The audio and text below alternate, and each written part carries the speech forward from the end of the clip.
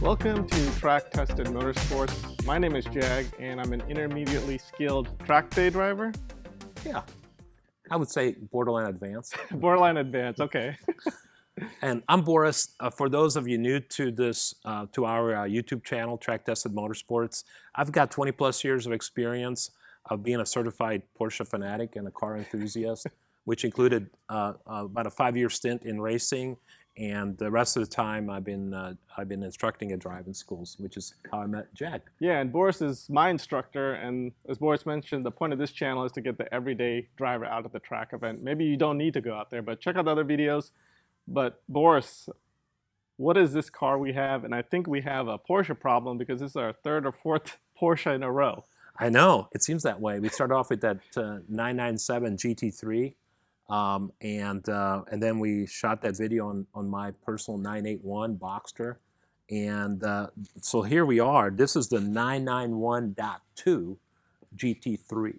Okay. So this is the 2nd generation in the 991 series. So it's basically the ultimate 991 GT3. The only thing that would be a step above it would be the RS, which is more track focused. And we do have a video about Gene's GT3 yeah, RS. so check that one out. And Gene has a new car, so I'll try to catch up with him in the next 4 weeks and surprise you with what he replaced it with. Yes. So back to this car. So this is a 991.2. This particular model is a 2018 model year, and this is a dual clutch PDK, dual clutch transmission. It is also available, these cars are also available with 6-speed manual transmissions. Wow, and the RS is not.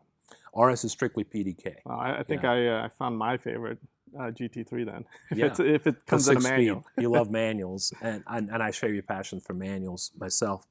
But I'm such a performance-oriented type of a person that I like them because, yeah, they're more fun, more engaging, but also they're lighter.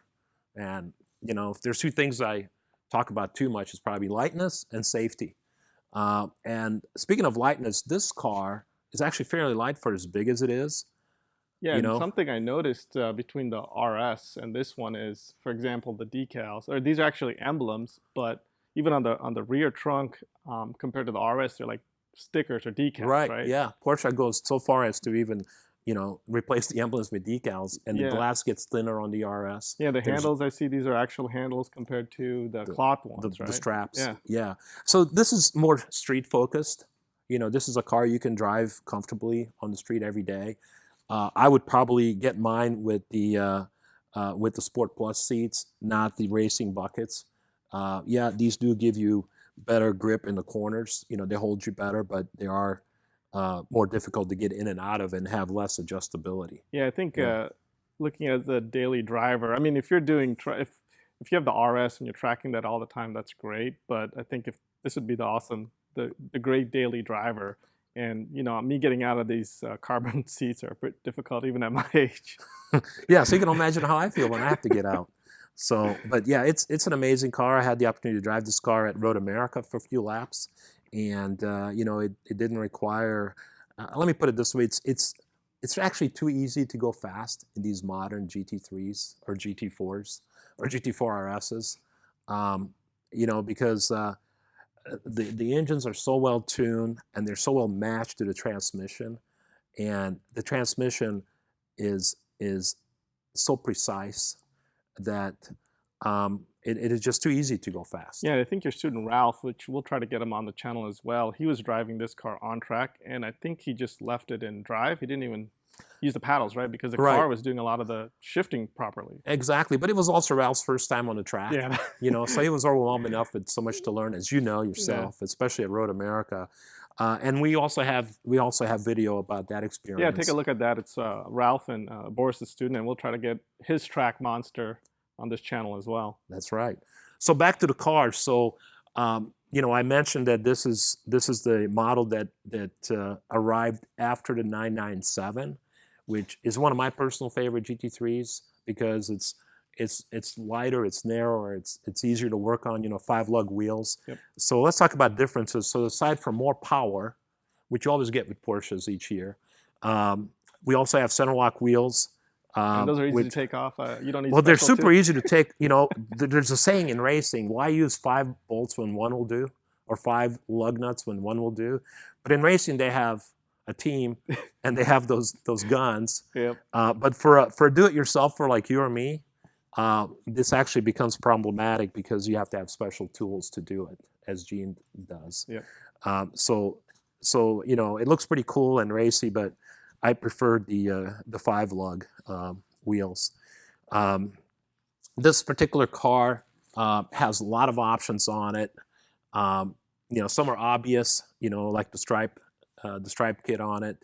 And you know, the interior is very well appointed. Lots of leather dash.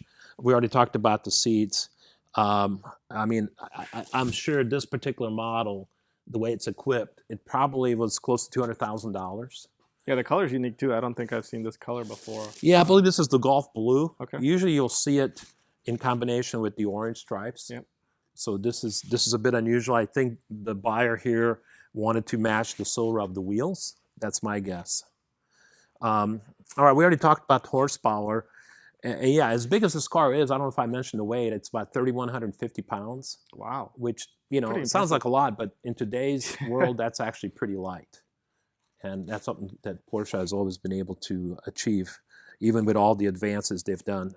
And even with that fire extinguisher in there. Yeah, in the RS, I noticed in Gene's one, he had it painted, but it was carbon, right? Carbon hood there and trunk, and there's other carbon bits there and there, here and there, but not on this one, right? Right, yeah. So this has aluminum doors, aluminum hood, aluminum engine cover.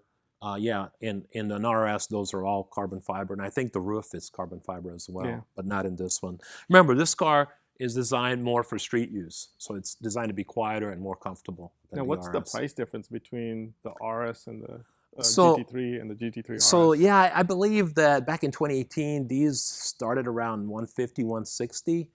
But like I said, this one, because of all the options, probably close to 200. And the DRSs, at least resale world, they go about 100,000 more. Okay, with Yeah. some options and everything. on Yeah. there. So yeah, they're significantly So- pricier. Is this 95% of an RS or? You know, I think it might even be 98. Okay.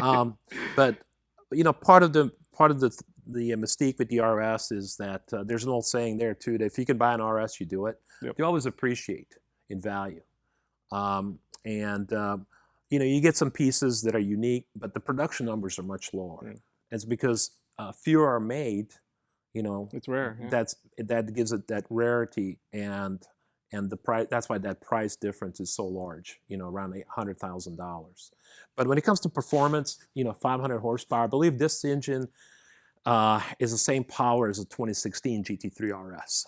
And it's the same engine, the 4-liter. It's the same engine in the RS, the 991.2. Right? Yes, yeah. However, in the RS, and I'm just guessing here, I know there's a slight power bump. I don't know if it's 20 horsepower or maybe 50. Again, please, we'll have to watch our own video on that model to find out. But there is a slightly more power. So there. can we actually see the engine here if you pop it? We can see part of it. Okay. Yeah. Looks like there's plastic on the outside there. Yeah. So that's additional air intake, which then feeds. It looks like the a airbox. plastic engine, 2 fans, and that's it. It looks like. Yeah, it looks like it's powered by 2 fans. It looks like 2 fans from a Yeah, PC. but at least they make it easy for you to add oil or coolant. So how easy is it to work on a car like this? Could you do it, Boris, or do I need to take it to the dealer for everything? You know, we could work on it. Porsches are actually not that bad to work on. And they're pretty reliable as well. Yeah, so. they're reliable for sure, but you know, that's because of all the racing involvement. But if you have a lift, the engine, the whole assembly drops down. And you can get to a lot of stuff from underneath, like spark plugs, because it's a horizontally opposed engine. Yep. So, you know, you look at it here and you go, gosh, I can't do anything except add coolant or oil. But when in fact you can do it, it just has to be done from underneath. Okay. Which again requires a lift. So do you need to drop the engine, or you can work on it as is? You know, normal maintenance can be don't- done without redropping Okay. the engine. Yeah, you know, changing filters, changing oil.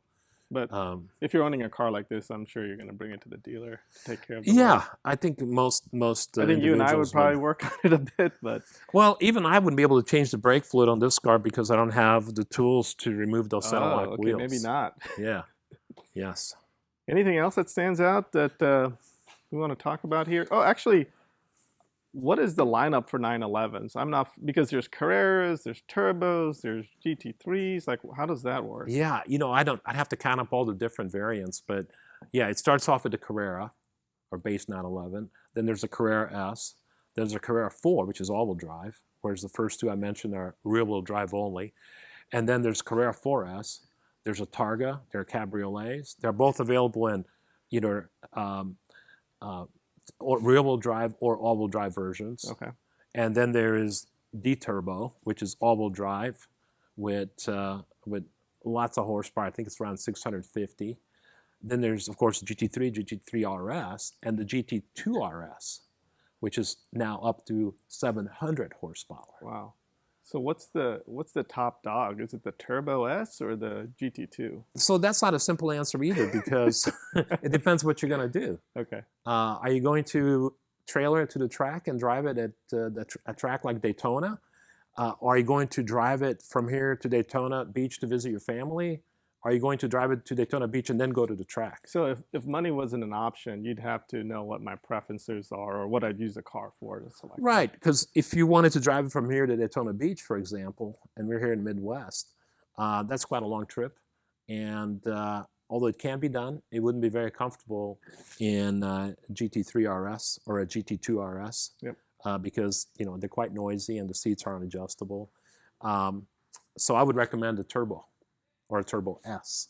Yeah, those Turbo S's, I think you sent me a sticker of one where the base price was $200K and then it had like $160,000 worth of options. Yes, yes. There's actually one in the service drive after we finish with this. We can go take a look at it. It has every single option, including the carbon fiber wheels. Wow. And those wheels alone are $28,000. I didn't think Porsche made carbon fiber wheels. Yes. Wow. Yeah, these are factory carbon fiber wheels. And of course, it has all the other options, including carbon ceramic brakes, etc. So that one's probably around $300,000. Yeah. So if you do it on dollars, I think that would be the top dog. Yeah. Okay. Yeah. I think my preference would probably be the Carrera budget-wise someday, but unfortunately no manual, right? I have to go to the Carrera S, and that's another. Yes, you have to go to Carrera S, and you love manuals. Or you can just be like me and get what I think is the best all-around Porsche, which is the 981. Check that video out. Check that video out. Yeah. I think with that, that's all we have for today on this GT3. Yeah, I mean, to sum it up, I really do love all Porsches. I think they're just great driver's cars. And some are just more suited to certain things like track driving versus street driving. Yeah. And our goal is to cover all of them. Yeah, So, and let us know, follow us on Instagram at Track Tested. DM us if what car you want us to check out next. I mean, we're trying to get into maybe Scott's Ford GT350 and then his track car too, which is amazing. yeah. And I really think we should want an episode on your E46 M3.